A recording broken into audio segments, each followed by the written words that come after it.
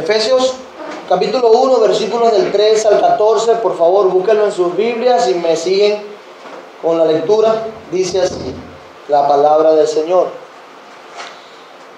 Bendito sea el Dios y Padre de nuestro Señor Jesucristo, que nos bendijo con toda bendición espiritual en los lugares celestiales en Cristo, según nos escogió en Él antes de la fundación del mundo, para que fuésemos santos y sin mancha delante de Él. En amor, habiéndonos predestinado para ser adoptados hijos suyos por medio de Jesucristo, según el puro afecto de su voluntad, para alabanza de la gloria de su gracia, con lo cual nos hizo aceptos en el amado, en quien tenemos redención por su sangre, el perdón de pecados, según las riquezas de su gracia, que hizo sobreabundar para con nosotros en toda sabiduría e inteligencia, dándonos a conocer el misterio de su voluntad según su beneplácito, el cual se había propuesto en sí mismo, de reunir todas las cosas en Cristo, en la dispensación del cumplimiento de los tiempos, así las que están en los cielos como las que están en la tierra. En Él mismo tuvimos herencia, habiendo sido predestinados conforme al propósito del que hace todas las cosas según el designio de su voluntad, a fin de que seamos para alabanza de su gloria, nosotros los que primeramente esperamos en Cristo, en el cual vosotros, habiendo oído la palabra de verdad, el evangelio de vuestra salvación, y habiendo creído en él, fuisteis sellados con el Espíritu Santo de la promesa, que es las arras de nuestra herencia hasta la redención de la posesión adquirida, para alabanza de su gloria. Vamos a orar. Señor, te damos gracias por este nuevo día que nos permites disfrutar. Gracias por el sol que has puesto para marcar los tiempos, para iluminarnos, para dar estabilidad y consecuencia a la creación. Gracias, Señor, por cómo nos guardaste en la noche.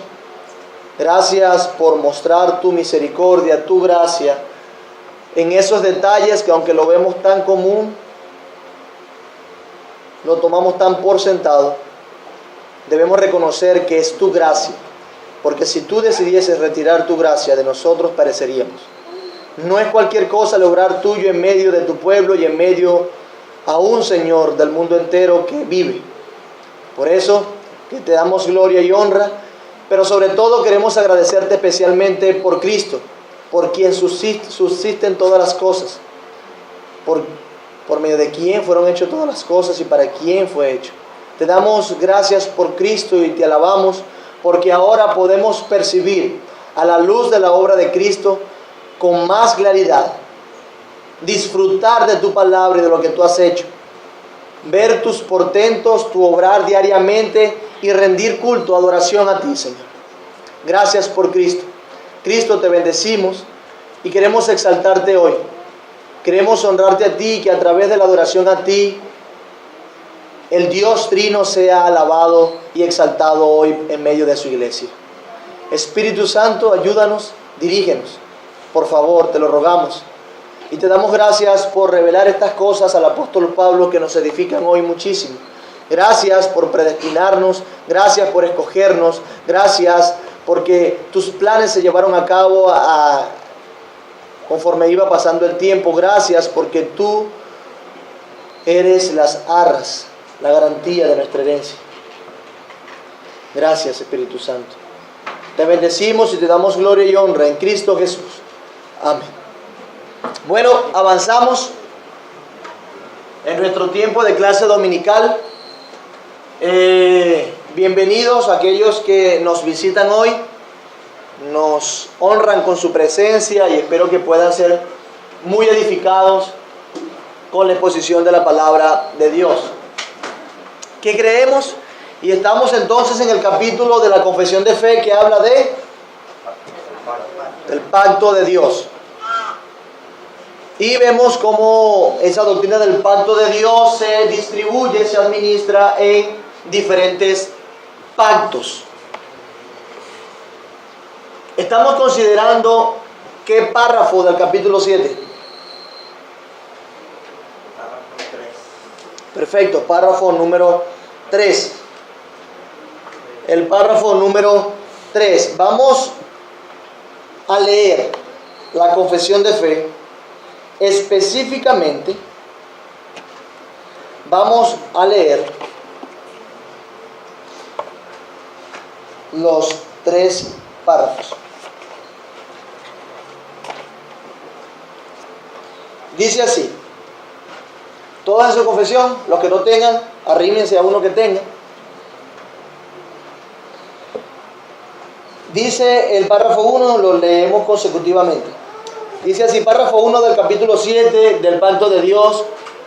Dice así: la distancia entre Dios y la criatura es tan grande que aun cuando las criaturas racionales le deben obediencia como a su creador, sin embargo, estas nunca podrían haber logrado la recompensa de vida, a no ser por alguna condescendencia voluntaria por parte de Dios, que a Él le ha placido expresar en forma de pacto.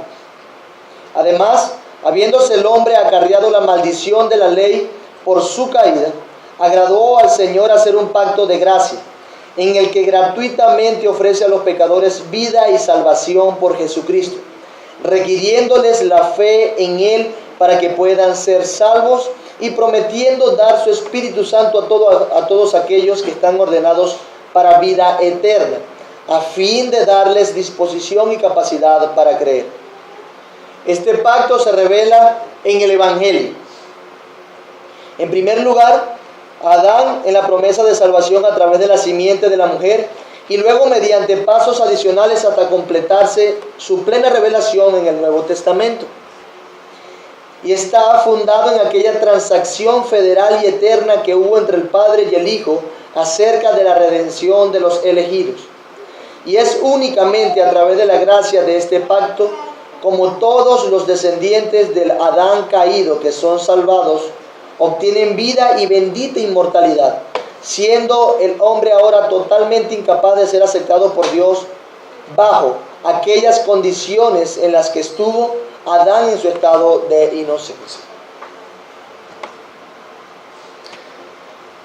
Hemos visto en nuestros primeros 2 párrafos, hemos entendido que es un tema complejo, pero muy nutritivo, que amerita de nuestro estudio, de nuestra atención cuando lo estamos enseñando, de nuestra diligencia en poner cuidado en este asunto que es sumamente importante, porque nuestra visión de los pactos define muchas cosas en nuestra eclesiología, en nuestra vida diaria, en cómo vemos la historia de la redención.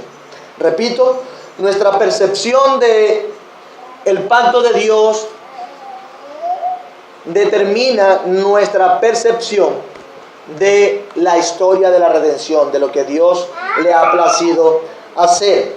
Y estamos considerando específicamente este párrafo, el párrafo número 3 o artículo número 3.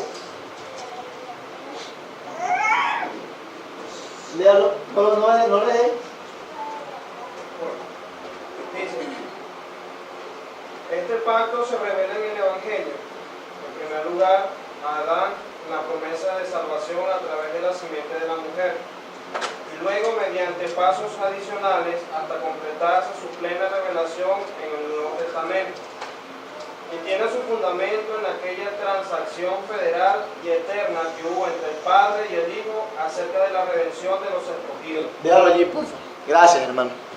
Fíjense, hemos visto entonces que ese pacto de gracia que Dios hizo justamente después que Adán y Eva pecaron, que transgredieron aquel pacto que Dios hizo con ellos, y ese pacto se llamaba pacto de obras. Justamente después de eso Dios hace un pacto de gracia, como lo expresa la confesión de fe en el párrafo número 2. Además, habiéndose el hombre acarreado la maldición de la ley por su caída, agradó al Señor hacer un pacto de gracia. Por la caída el Señor hace un pacto de gracia. Un pacto de gracia que tiene sus estipulaciones, ¿cierto?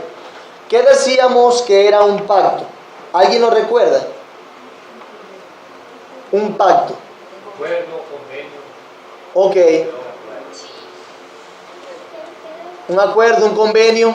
En la Biblia, ¿cómo podríamos definirlo según el concepto que aparece en la Biblia?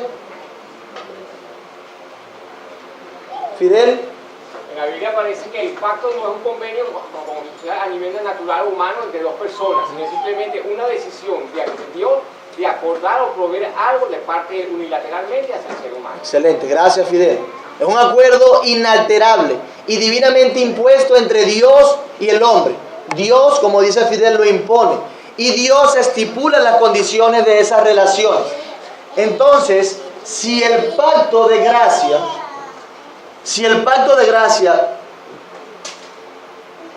tiene, o el pacto de gracia es un pacto, entonces ¿cuáles son sus estipulaciones? ¿Será que se cumplen los 3 requisitos que nosotros hemos visto que debe tener un pacto? Deben tener los sujetos,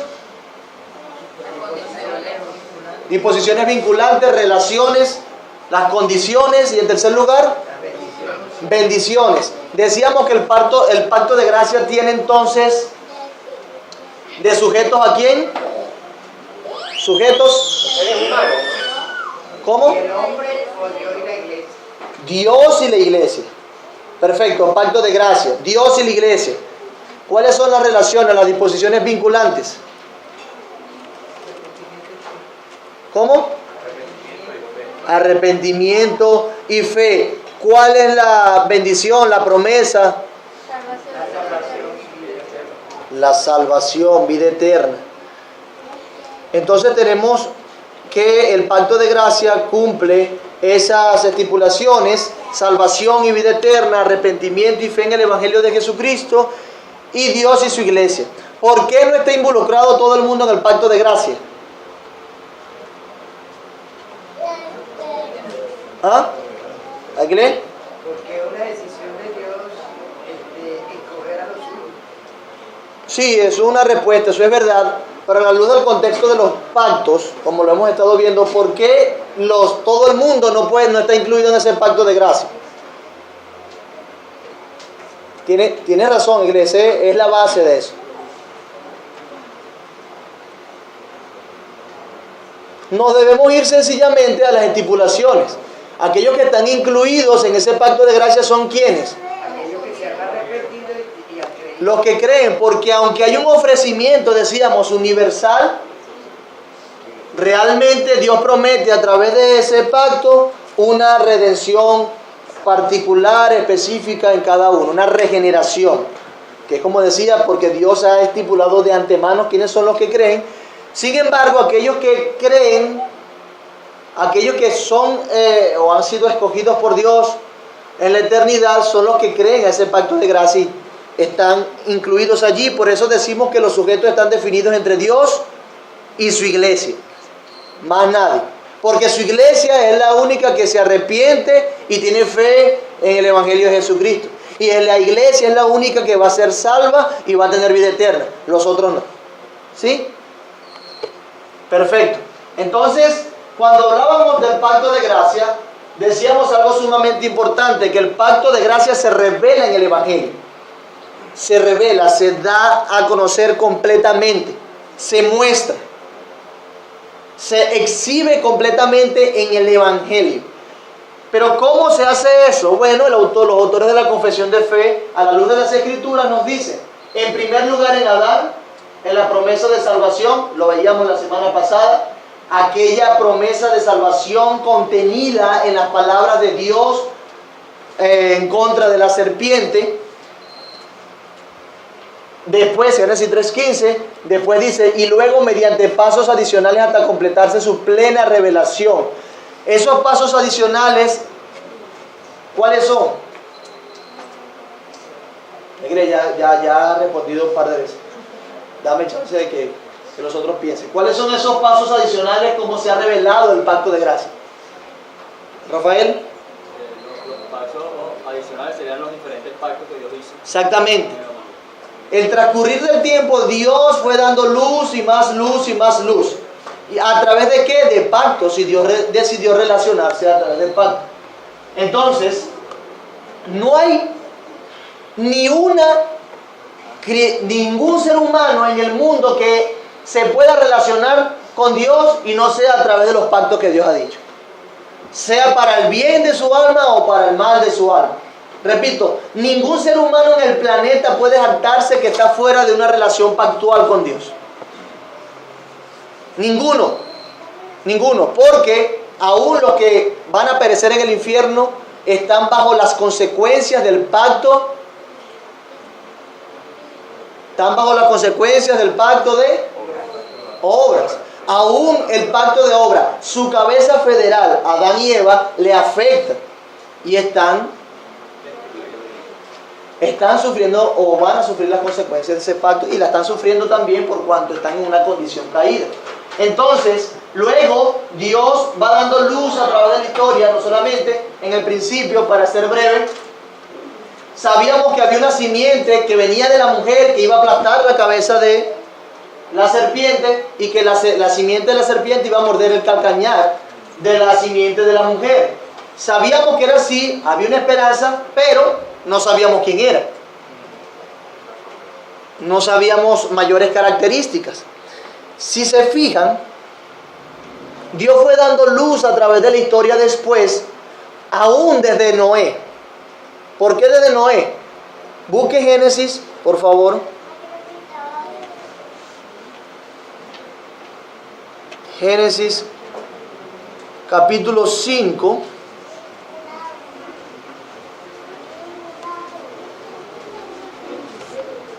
Versículo 2, si mal no recuerdo. ¿Qué dice? Varón y hembra los creó. 5. 5.2, Génesis 5.2. Sí, continúa.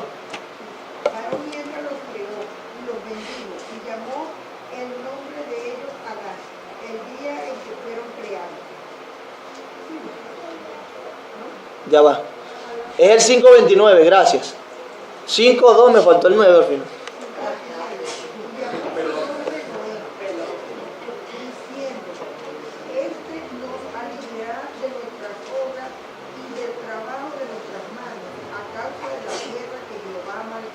Si se dan cuenta allí, nuestro hermano Carlos Ríos nos hacía una pregunta. Él no entendía cómo es que tiene esa unidad orgánica el pacto con Noé con el resto de los pactos.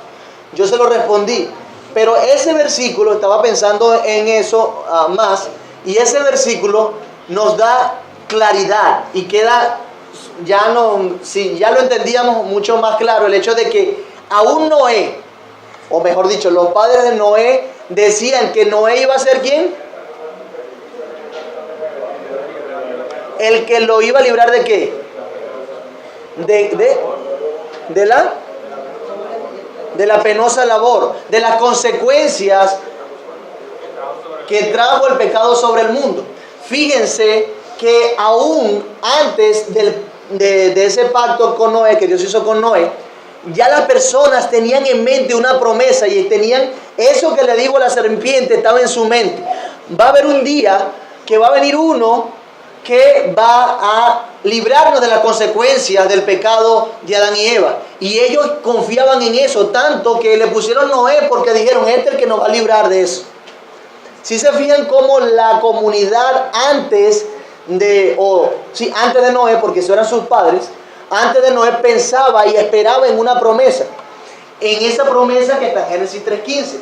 Entonces a partir de allí se da un poco más de luz. Claro, Noé viene siendo la persona que haya gracia delante de los ojos de Dios y que a partir de allí entonces saldría Abraham y todas las personas que conocemos después. Pero Dios iba dando más luz de ese pacto de gracia a través de la historia. Pacto con Noé, pacto pacto mosaico, pacto con Abraham, pacto davídico, nuevo pacto. Dios estaba dando luz de ese pacto de gracia, revelando. Y terminó de revelarse en el Nuevo Testamento. Y es en el Nuevo Testamento donde más claramente el Evangelio se muestra. Es en el Nuevo Testamento. Siendo el Nuevo Testamento donde se muestra más claramente, el pacto de gracia se muestra de una manera hermosa, plena, en una persona. Y esa persona es Cristo Jesús nuestro Señor. Perfecto. Entonces, una característica del pacto de gracia es que ha sido el mismo desde el principio, justamente después de la caída, que se fue revelando paulatinamente a través del tiempo. ¿Cierto? Entonces, dale más adelante, nosotros veíamos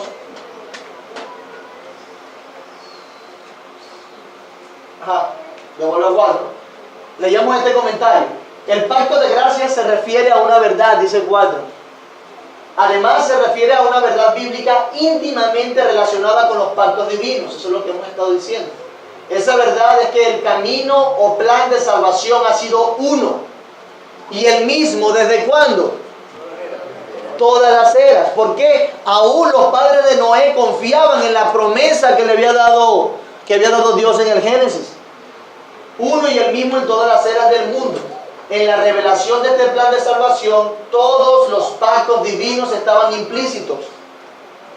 Estos eran sus administraciones históricas. Cada pacto daba más luz. Si continuamos avanzando, decíamos también que veíamos que el plan de salvación, el punto de Dios de mostrar su gracia después de la caída, es solamente un plan, un único plan que se iba revelando a través de la historia. Por eso es que cada pacto que aparece en la Biblia, y recordamos aquí y hacemos énfasis en esto para los que nos visitan, cuando hablamos de pactos, no hablamos de pactos a manera como habla la Iglesia de la Prosperidad u otros, que nosotros debemos pactar con Dios. Aprendemos por la Biblia que nosotros no podemos pactar con Dios, sino que es Dios quien condesciende y pacta con nosotros, como lo hizo con Adán, Noé, Abraham, Moisés, David y con su iglesia en el nuevo pacto.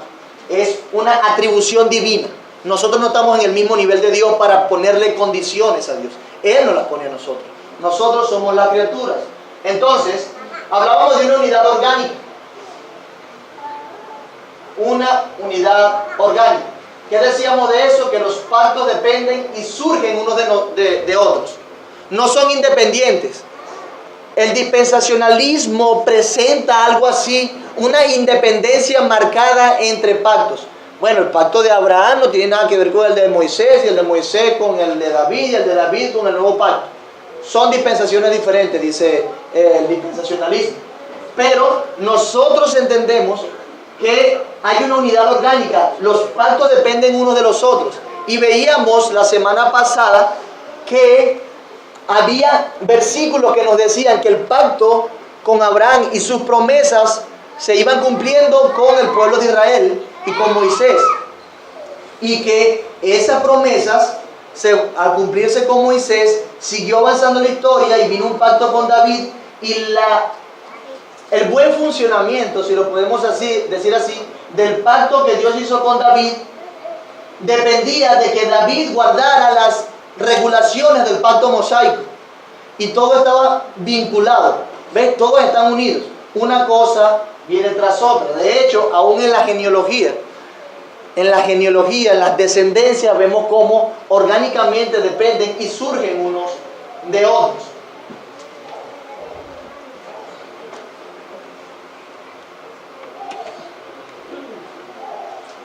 Hasta aquí habíamos llegado la semana pasada. Decíamos que los pactos que menciona la Biblia a través de las historias, todos son fases del crecimiento o en el crecimiento de la misma planta. Tenemos un pacto de gracia y va creciendo y crece y se van manifestando los diferentes pactos. Son todos fases en el crecimiento de la misma planta, pero quedamos en la unidad temática. ¿Qué queremos decir? Ahora sí, bajo las revoluciones, ¿qué queremos decir con unidad temática? Tan sencillo que tienen un mismo tema, ¿verdad? Todos los pactos tienen un mismo tema o propósito final.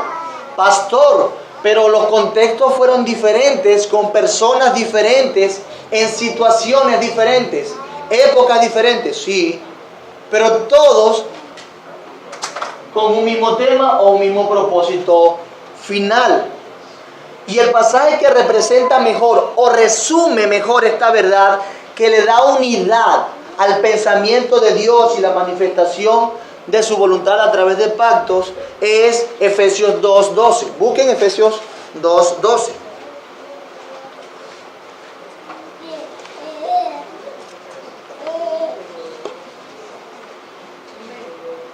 Ajá. En aquel tiempo estaban sin Cristo, alejados de la ciudadanía de Israel y ajenos a los pactos de la promesa, sin esperanza y sin Dios en el mundo. Perfecto. Dice, alejados de Dios, de la ciudadanía de Israel y ajenos a qué.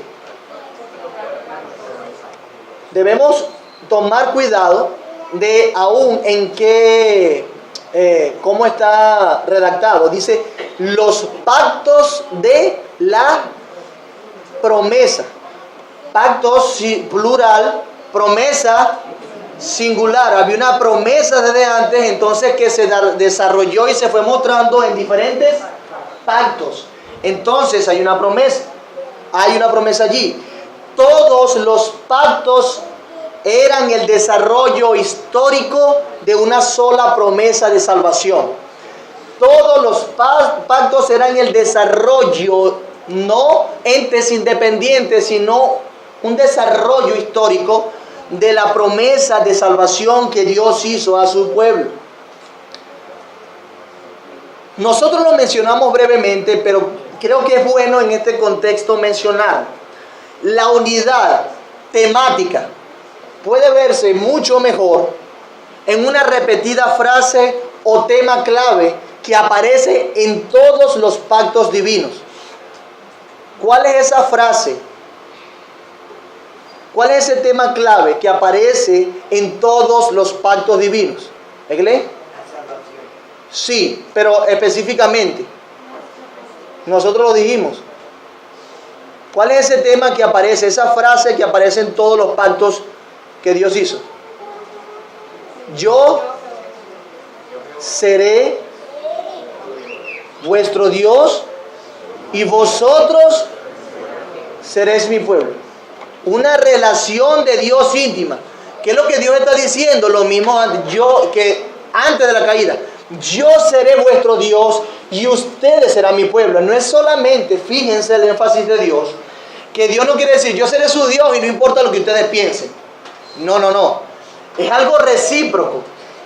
Dios va a ser nuestro Dios. Voluntariamente Él va a querer ser nuestro Dios. Y todo lo que eso implica, todas sus bendiciones y maravillas. Pero el pueblo de Dios iba a ser su pueblo y su pueblo se iba a dar voluntariamente a Él. Y iba a reconocerlo. No es algo...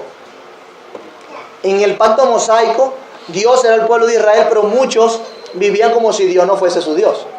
O sea, no era algo netamente recíproco. Por eso es que decía que este es un pueblo de dura servicio. Entonces, esa frase se repite en todos los pactos. Yo seré vuestro Dios y vosotros seréis mi pueblo. Génesis 17, 7 y 8. Alguien que lo busque.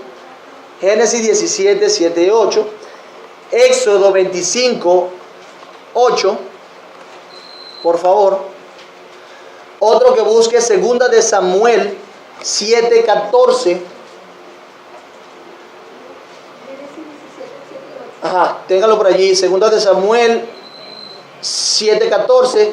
Segunda de Crónicas 23, 16. Jeremías 31, 33. Otro que busque Jeremías 31, 33. Y otro que busque Apocalipsis 21, 3. Ok, ¿qué vamos a hacer? Bueno, ver esa unidad temática a través de esta frase clave. ¿Qué dice Génesis 7, 14? 7, 17, 7, 8. Y estableceré mi pacto entre mí y tu descendencia después de ti en su generación, por pacto perpetuo, para ser tu Dios y el de tu descendencia después de ti. Y te daré a ti y a tu descendencia después de ti la tierra en que moras, toda la tierra de Canaán, en heredad perpetua, y seré el Dios de ellos. Si vieron la frase, ¿escucharon la frase allí? Es necesario que todos lo escuchemos para no estar perdido alguno o divagando.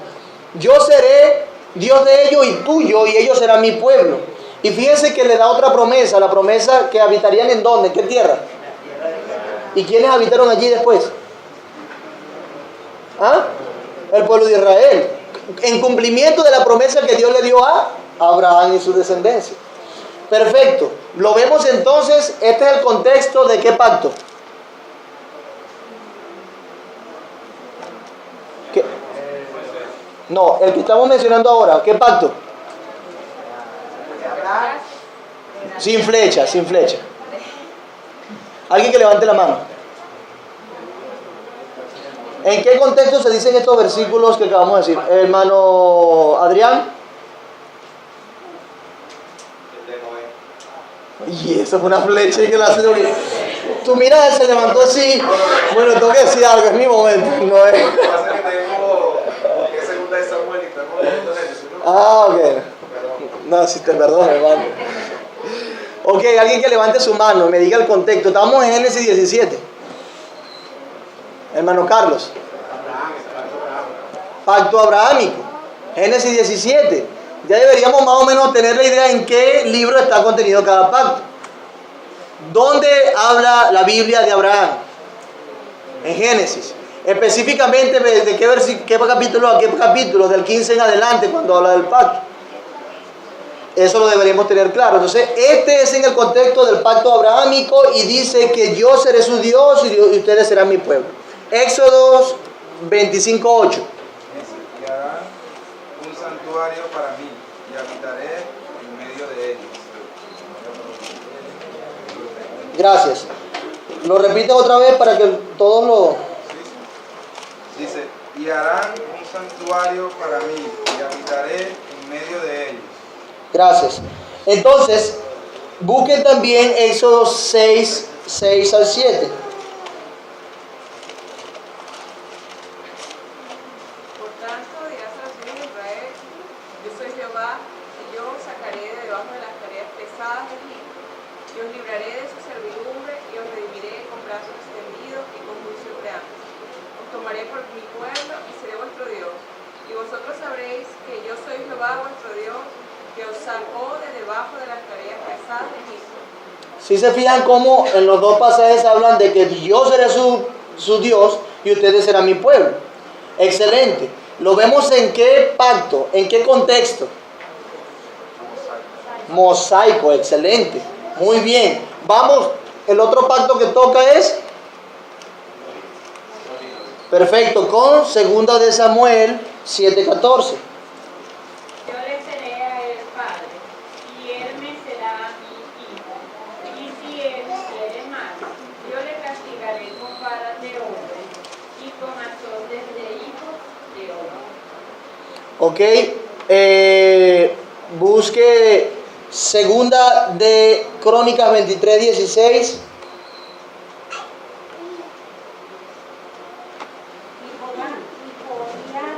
Hizo pacto entre sí y todo el pueblo, y el rey que sería el pueblo de Jehová. Ajá, lo leo otra vez, porfa. Y Jehonadab hizo pacto entre sí y todo el pueblo, y el rey que sería el pueblo de Jehová. Excelente. Fíjense cómo tanto en Samuel nos presenta la idea de pueblo, de yo como pueblo y ustedes de yo como Dios, Dios dice, y ustedes como pueblo. Porque cuando dice en 2 de Samuel 7:14, yo seré a él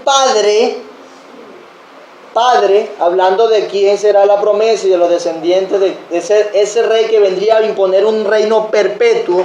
Yo seré él por padre y él me será a mí. Y ese es... Recuerda cuando estábamos viendo en Malaquías que no se le permitía a los del pueblo de Israel casarse con hijas de Dios extraño. ¿Qué implicaba eso? Que adoraba a otro Dios y que pertenecía a otro pueblo. Esas son frases que se pueden usar de una manera sinónima para decir que Dios iba a ser su Dios y él será mi pueblo. Nos perteneceremos mutuamente. Por eso que nosotros podemos cantar, ya pertenezco a Cristo y él pertenece a mí. ¿Qué dice Jeremías 31:33?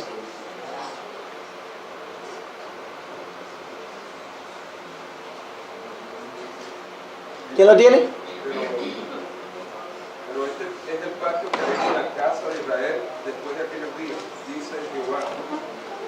leen en su mente y la escribiré en su corazón, y yo seré a ellos por Dios y ellos me serán por pueblo. Y ellos me serán por pueblo. Nuevo pacto, ¿cierto? Antes era el pacto con David, ahora nuevo pacto. Y Pablo usa esa frase en Corintios para decir eso mismo. Dios dijo, ustedes serán mi pueblo y yo seré su Dios, así que apártense del yugo desigual. Porque no pertenecemos. ¿Qué comunión tiene la tiniebla con la luz? Es aquel pasaje.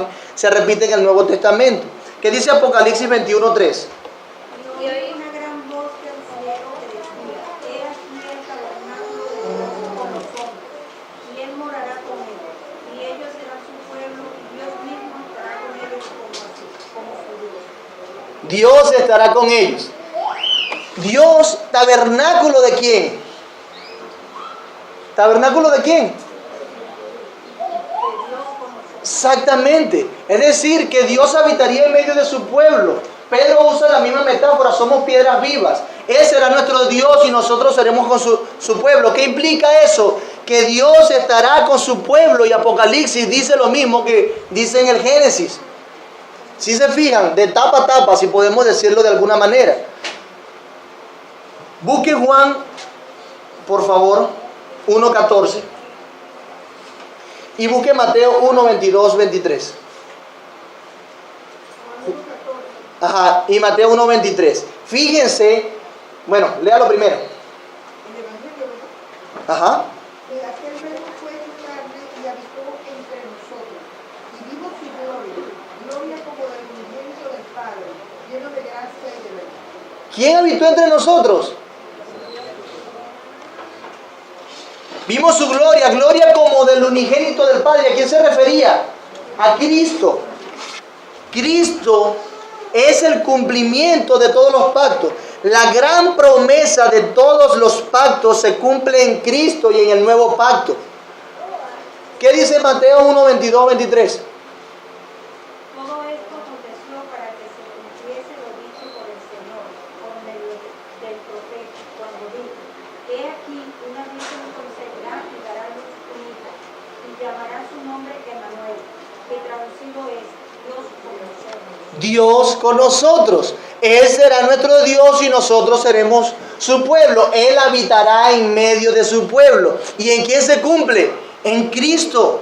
Hermanos, ahora eficazmente, escuche bien, ahora eficazmente Dios está entre su pueblo con el hombre a través de la persona de Jesucristo. Dios está entre su pueblo, Dios está con el hombre, con nosotros, los que pecamos a través de Cristo y ahora a través de la persona del Espíritu Santo. Dios sigue estando con nosotros. Es por eso que nosotros somos morada del Espíritu Santo. Dios está con nosotros y yo estaré con vosotros hasta el fin del mundo. Mateo capítulo 28 son las frases de Cristo. Dios está con nosotros. Esa promesa de que Dios sería nuestro Dios se está cumpliendo ¿en quién? En Cristo. ¿No le parece hermoso eso? A través de la historia. O que se lo he dicho mucho, pero que quiero que quede claro. Vamos a ser un poco más detallados en esto entonces. Aunque suene repetitivo. ¿Qué propone el pacto con Noé? Bueno, decíamos el tema, hablando del tema, el pacto con Noé provee o nos habla de la preservación de la creación a través de la gracia común hasta el cumplimiento de la promesa. Dios prometió en ese pacto con Noé preservar la creación a través de la gracia común. ¿Cuál es la gracia común? La gracia de Dios que afecta a todo tipo de ser humano, creyente o no. Porque el sol sale sobre buenos, no solamente sobre la iglesia. No en este momento, aquí está el sol y allá, donde los vecinos que no son creyentes, está oscuridad, no. El punto es que Dios entonces da la preservación de la creación. En el pacto, el que viene es el pacto con Abraham, habla del pueblo de Dios. Inicia aquella comunidad a través de la cual vendría el Redentor prometido. Veíamos entonces que el Redentor vendría de la simiente de Abraham, Gálatas 3:16. vemos entonces dónde inicia aquella comunidad donde vendría el pueblo, el Redentor prometido, que sería el pueblo de Dios. Después viene otro pacto. ¿Qué nos da información de ese tema del pacto de gracia, el pacto mosaico? Bueno, nos da las regulaciones, le da la ley al pueblo. Dios dio una estabilidad en el mundo, dijo de dónde vendría el pueblo y ahora le da regulaciones. ¿Sí? Fíjense que ahora este pueblo no es una familia patriarcalmente hablando, ahora es una nación. Ya no es una familia, ahora se ha convertido el pueblo de Dios en una nación. Y una nación necesita leyes, regulaciones. Y aquí nos da entonces la necesaria regulación para aquella comunidad en el tiempo que ha dejado de ser una familia para ser una nación. También a través de este pacto Dios da la naturaleza y la necesidad de la respuesta debida a su gracia del pacto. A través de esta regulación, Dios sujetó a todos bajo pecado, porque no hay ni uno que haya podido cumplir la ley de Dios perfectamente. ¿O hay alguno aquí? Entonces, puso un contexto acertadísimo para el nuevo o el pacto de gracia, o nos informó acerca del pacto de gracia. Pero después viene el davídico, o el pacto que Dios hizo con David. ¿Qué nos proporciona ahora, siendo una nación, el pacto davídico? Bueno, una promesa de que el reino del Mesías iba a ser eterno. Nos dice, ¿de dónde vendría el Mesías? ¿De qué descendencia vendría específicamente? ¿De qué linaje, mejor dicho, vendría el Mesías? De la tribu de Judá, pero era hijo, no era de la tribu de Judá, del hermano de David. No, era de David específicamente que vendría el Mesías, de su descendencia. Y promete un reino eterno. Y ahora se establece, se manifiesta concretamente el gobierno de Dios sobre su pueblo. ¿Como qué? Como presidente, como gobernador, rey. Él es el Rey de gloria y Dios lo manifiesta a través de ese pacto, y que su hijo, aquel Mesías prometido, iba a reinar. Era un rey. Nos da luz entonces, en virtud del mismo tema. Ya vimos que se especifica el linaje mediante el cual vendría el Mesías. Pero luego viene ¿cuál pacto? El nuevo pacto. ¿Y qué vemos en el nuevo pacto? Que ese Mesías, aquel que se le dijo a Abraham, aquel que reguló y se dieron varias sombras a través de cordero, templo, sacerdote, y que se dijo también que no solamente iba a ser sacerdote, sino que iba a ser rey, iba a cumplir, ese Redentor iba a cumplir los pactos previos, todos en su totalidad y en cabalidad. El nuevo pacto nos dice, Cristo es el cumplimiento de todo lo anterior. El Redentor aparece y consuma la redención, cumpliendo así todos los tipos y todas las predicciones de los pactos anteriores. Él inaugura la forma final de la comunidad del pacto. Cristo inaugura la forma final de la comunidad del pacto. ¿Por qué? Porque Él cumplió todo. Él cumplió todas las expectativas e inaugura. Ahora, completamente, los que crean en Cristo, en el Evangelio, pueden beneficiarse de toda esa bendición, de toda esa recompensa, porque yo cumplí todo, dice Cristo. Y ahora no hay nada que pueda separar a la iglesia, los que creen de Dios, por cuanto yo soy su representante. Él inaugura la forma final de la comunidad del pacto. Y eso es lo que nos dice el nuevo pacto.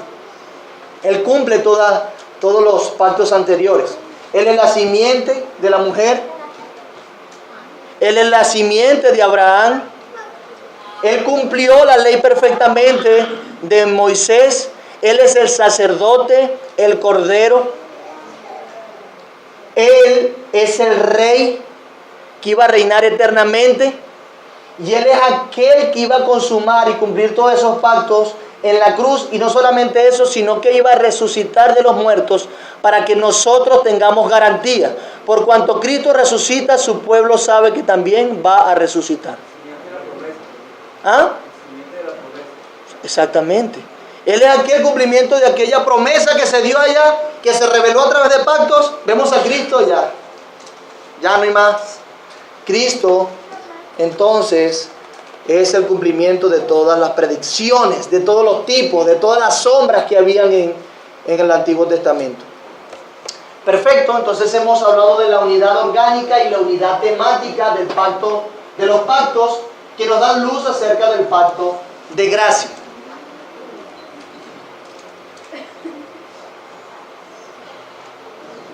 Tenemos una pregunta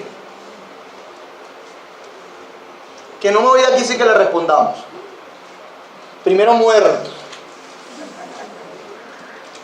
A la luz, sigue adelante. A la luz de lo que hemos visto, ¿cómo podemos definir el pacto de gracia? ¿Cómo lo podemos definir?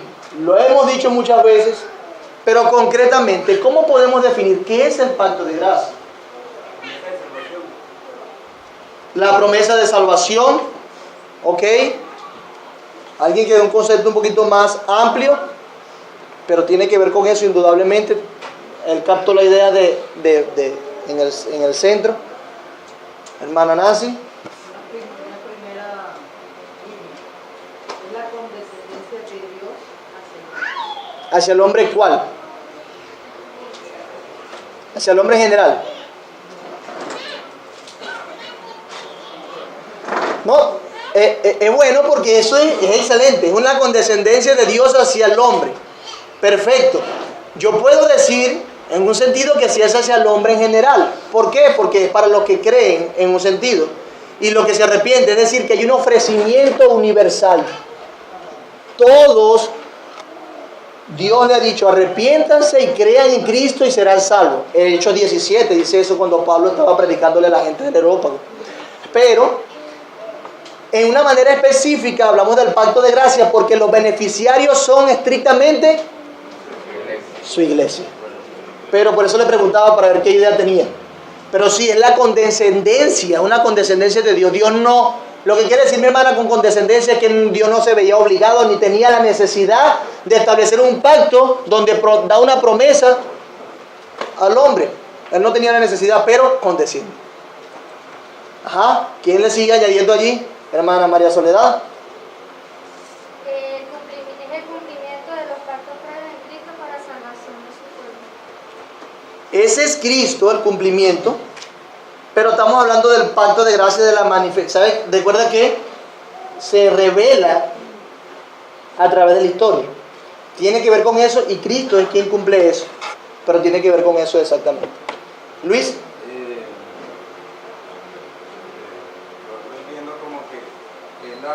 La disposición divina de Dios, un pacto basado en el Padre y el Hijo, desarrollar un plan eterno de salvación, de redención, para que un pueblo... Repítelo allí, repítelo y que no te agarré el hilo. Es la disposición divina de parte de Dios, entre Dios Padre y Dios Hijo, estableciendo un pacto de redención para llamar un pueblo, que vendría a ser el pueblo propio, según lo que dice Pedro. Pues. Ok, te entiendo.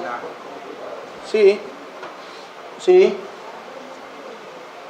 Pero yo creo que el texto que leíste al principio nos da bastante luz acerca del pacto de gracia. Yo podría decir que el pacto de gracia sería el propósito eterno, ¿no? Que Dios planeó una eternidad y lo fue revelando a través de pactos hasta su pleno cumplimiento en el Nuevo Testamento. Es el propósito eterno que Dios trazó en Cristo. El propósito eterno que Dios trazó en Cristo. Si lo regulamos, te entiendo. Eso es algo que está en nuestra mente, pero si lo regulamos a la historia, como dice la confesión, justamente después que el hombre peca, ¿qué hace Dios? Hace un pacto de gracia. ¿Sí? ¿Quién más? Jesús. Entiendo que una discusión sobre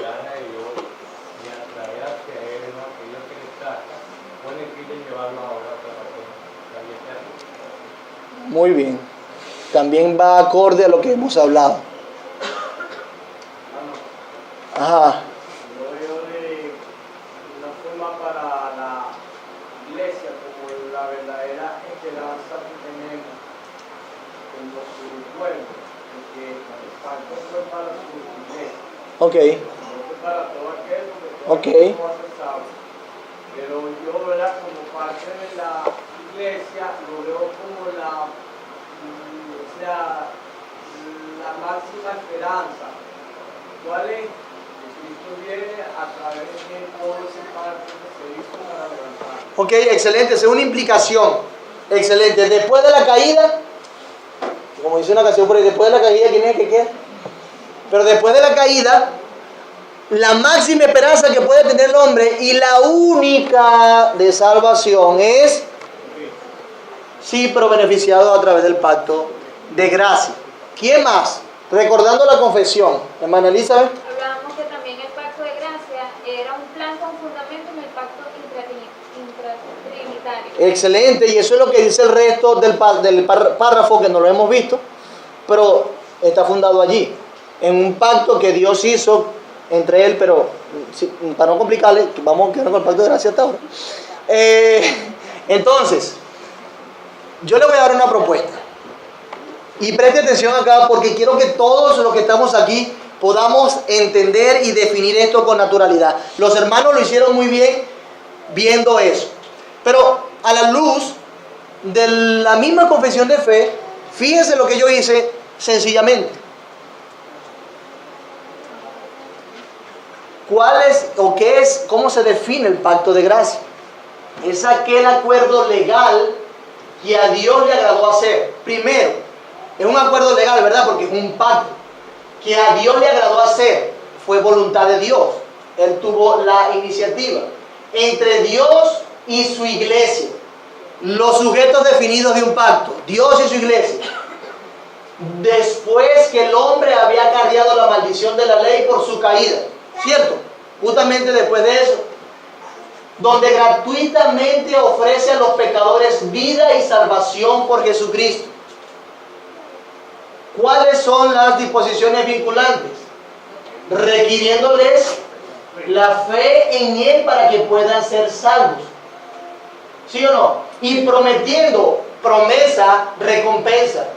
Y prometiendo dar su Espíritu Santo a todos aquellos que son ordenados para vida eterna.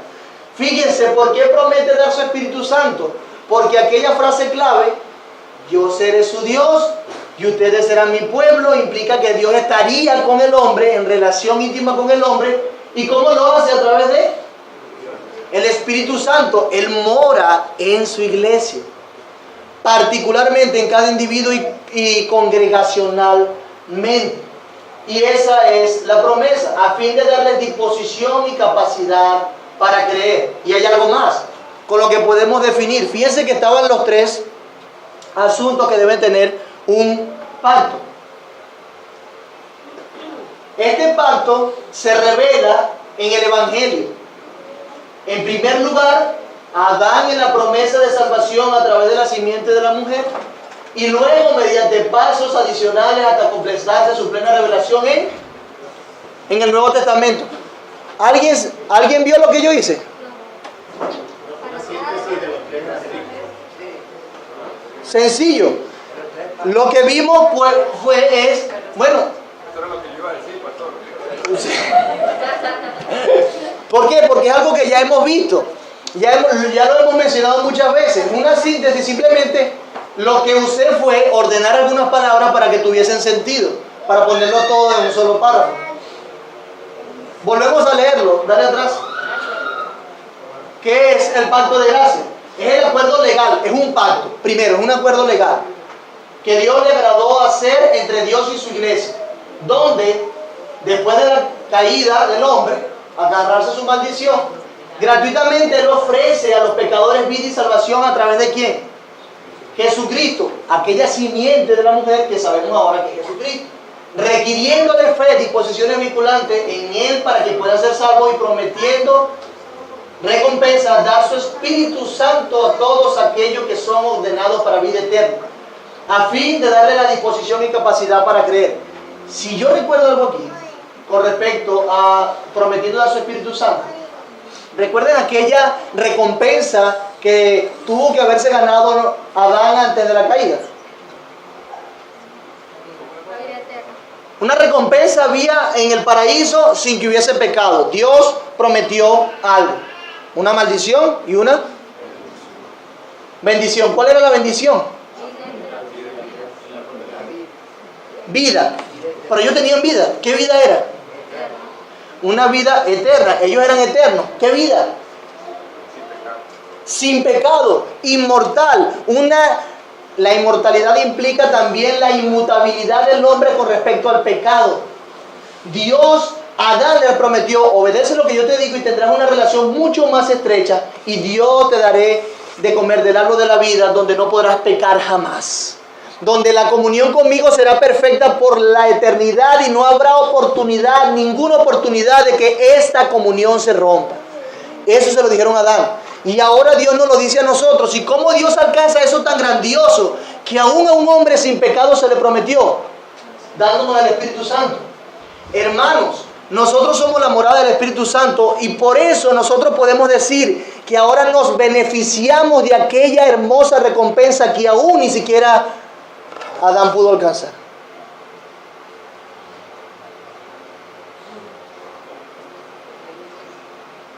Imagínense eso, el tamaño de la recompensa, el tamaño de la vida, el tamaño de la gloria que Dios nos ofrece en Cristo a través de este pacto de gracia. Es que acaso es poca cosa. No, soy salvo. No, yo soy cristiano. No, sí, yo soy cristiano. No, sí, voy para la iglesia, soy cristiano. Dios me... Y lo tomamos así como una mera religión, monotonía, como algo solamente moral en este mundo, ser mejor. O lo tomamos como algo legalista, guarda los mandamientos. Hermano, la recompensa que se nos ofrece es eternamente superior a esas cosas y en Cristo. O sea que tenemos un beneficio que ni siquiera alguien sin pecado pudo tener como Adán, pero que Cristo, nuestra cabeza federal representativa, lo logró para nosotros. Por eso es que nosotros adoramos a Dios a través de Cristo. Por eso es que nosotros rendimos culto a Dios a través de Cristo, y Cristo es nuestro Señor, y es lo más valioso para nosotros. ¿Por qué? Porque nos dio lo más valioso que el hombre jamás pudiera tener e imaginar: una relación íntima, estrecha e inmutable con Dios. Repito, Cristo ha de ser lo más valioso para nosotros, porque Él nos dio lo más valioso que cualquier ser humano en la historia haya podido imaginar. Y eso es una relación estrecha, íntima, inmutable, donde disfrutaremos por Dios por la eternidad sin posibilidad de pecar. Perfectamente disfrutaremos de Dios. Si usted como creyente se deleita ahora en una buena relación con Dios, en cantarle al Señor, en obedecer al Señor, en rendir culto al Señor, en predicar el Evangelio del Señor, imagínese cuánto más se deleitará cuando usted no tenga ninguna comunión con el pecado. Algo que Cristo ganó para nosotros. Lo mejor. Veamos que algo mucho más grande de lo que nosotros estamos aquí tiene implicaciones eternas. Bendito sea el Señor. Bendito sea el Señor Jesús. ¿Y cómo se reveló eso? Este pacto se revela en el Evangelio. En Cristo, lo que nosotros conocemos mejor como Evangelio. En Cristo, en primer lugar, Adán en la promesa de la salvación, en aquella promesa que se dio en Génesis 3:15, luego mediante pasos adicionales a través de los pactos y la inspiración de los profetas, hasta alcanzar su plena revelación en el Nuevo Testamento en Cristo. Dios antes habló de muchas maneras a través de otros medios, pero ahora ha hablado a través de Jesús, de Cristo, de su Hijo, dice Hebreos capítulo 1, versículos 1 y 2. Cuando yo le pregunte cómo podemos definir el pacto de gracia, es más, usted puede predicar el Evangelio con el pacto de gracia. Si usted se recuerda de las disposiciones vinculantes y como Dios lo demostró, usted va a predicar el Evangelio. Por eso es que tiene su plena revelación en el Evangelio. ¿Tanta vuelta para llegar a eso? Sí, pero teníamos que ver a través de la Biblia cómo Dios, esta verdad que ahora nos debe impactar y hacer arder nuestros corazones. Y espero que eso haya sido así, que el Señor haga arder nuestros corazones profundamente para que nosotros le amemos, le atesoremos y entreguemos nuestra vida por Él, así como el mismo Dios entregó su vida por nosotros. El mismo Dios entregó su vida por nosotros. Vamos a orar. Si tiene pregunta, anótela y la semana que viene se la respondo con seguridad. Señor, gracias por este tiempo. Gracias por hacer brillar nuevamente a Cristo en medio nuestro. Bendito Jesús. Pensamos en tu encarnación, cómo te despojaste de esa forma de Dios que tenías, se despojaste de sí mismo y viniste a vivir entre criaturas que literalmente te aborrecían y eran hostiles, tan hostiles que te mataron y te dieron la muerte más ruin que había o que exista. Te crucificaron. Pero qué muestra de amor a hombres pecadores como nosotros. Señor, bendícenos siempre al recordar este glorioso pacto de gracia, esta promesa que tú hiciste y que alcanzaste cumplir en Cristo Jesús, mi buen Dios. Que eso haga arder nuestros corazones para vivir una vida santa, pero también para que cuando pequemos, que seguramente lo haremos, Señor, nos haga recordar que Cristo ya murió por nosotros y nos anime, nos ayude a arrepentirnos y volver a cobrar fe en que tú moriste por nuestros pecados, los pasados, los presentes y los futuros. Te alabamos y te bendecimos, nuestro buen Dios trino, y rendimos culto a ti a través de Cristo Jesús, nuestro Señor. Amén.